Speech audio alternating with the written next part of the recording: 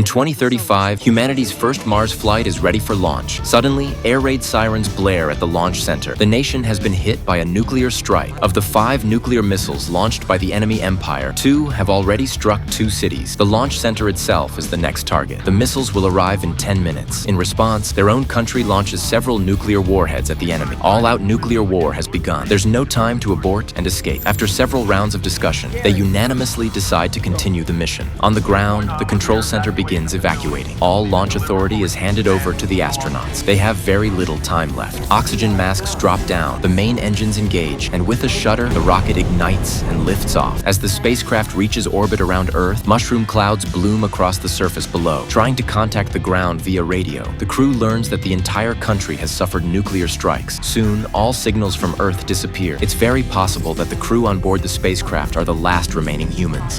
Everyone's fucking dead.